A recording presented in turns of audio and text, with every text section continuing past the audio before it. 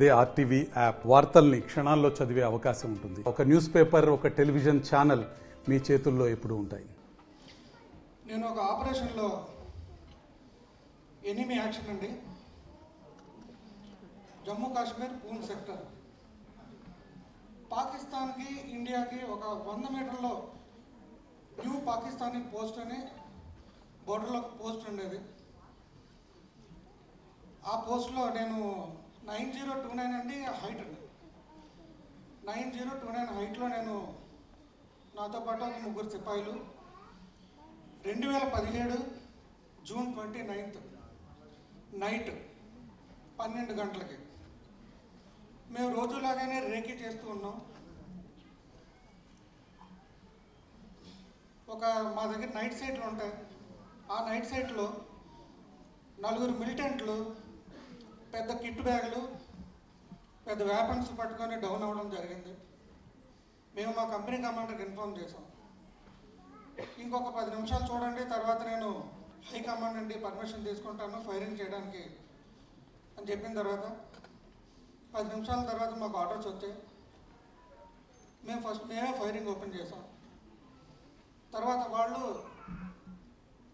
ఆ బోర్డర్లో wire cutting చేసుకొని బోర్డర్ పార్ చేస్తుండగా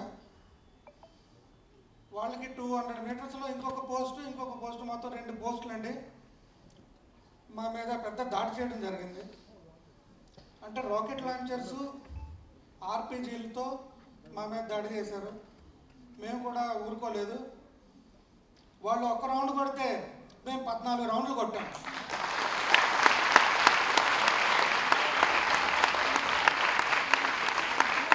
పాకిస్తాన్ కళ్ళతో చూస్తే మేము గోవ మీద కొడతాం.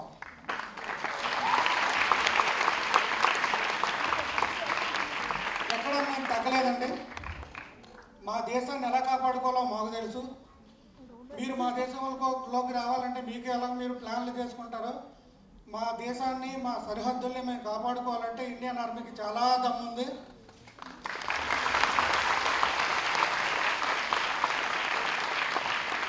మా సీనియర్లు 1999లో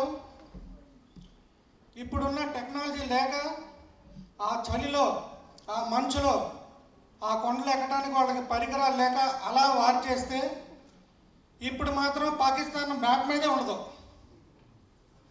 పాకిస్తాన్ మ్యాప్ ఉండదండి. వరల్డ్లో పాకిస్తాన్ అనడానికి మ్యాప్ ఉండదు ఈసారి కానీ వార్ అయితే. ఒక జవాన్ మనోబలం ఎలా ఉంటుందంటే నువ్వా నేనా అన్నది కాదు. అందులో ఇండియన్ ఆర్మీ అంటే తక్కువ కాదండి. నిజంగా నేటి బాలలే రేపటి పౌరులు అన్నందుకు ఈ రోజున్న ఒక పెర్ఫార్మెన్స్ చూసాం.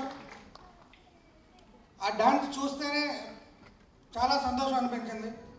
మీలో మరి ముందుకి ఎంతమంది ఇండియన్ ఆర్మీకి వెళ్తారు, ఎంతమంది ఇండియన్ నేవీకి వెళ్తారు, ఎంతమంది ఇండియన్ ఎయిర్ ఫోర్స్కి వెళ్తారో మీరు తల్లిదండ్రులు దయచేసి మీ పిల్లల్ని ఫోర్సులకు పంపించడానికి దయచేసి కృషి చేయండి. మేము కోరుకున్నది అదే. నాకు ఈరోజు ఈ గొప్ప అవకాశం,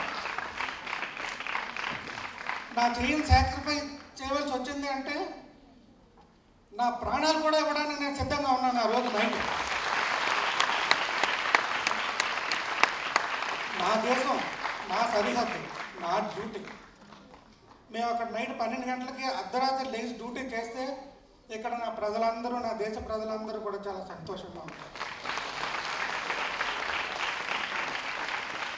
ఇండియాలో ఒక ఆర్మీ వాళ్ళు కాదండి, క్యాప్ బెల్ట్ పెట్టుకున్న ప్రతి ఒక్క ఎంప్లాయీ, ఫోర్సు, డిఫెన్సెస్ అందరూ కష్టపడి రోడ్ల మీద డ్యూటీలు చేసి బోర్డర్లో డ్యూటీలు చేస్తేనే మనం ఇంత చక్కగా పండగలు, అన్ని కార్యక్రమాలు, పెళ్ళిళ్ళు, ఫంక్షన్స్ చేసుకుంటున్నాం.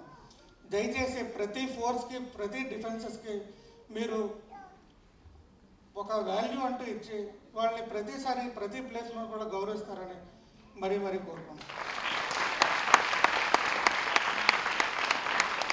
ఈ అవకాశం ఇచ్చినటువంటి ఆత్మీయ వారికి ప్రత్యేక ధన్యవాదాలు.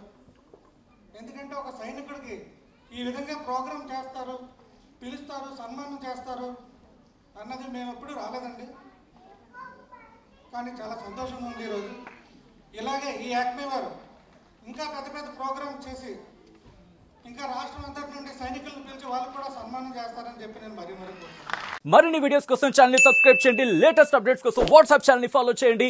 అండ్ లింక్ డిస్క్రిప్షన్ లో ఉంది.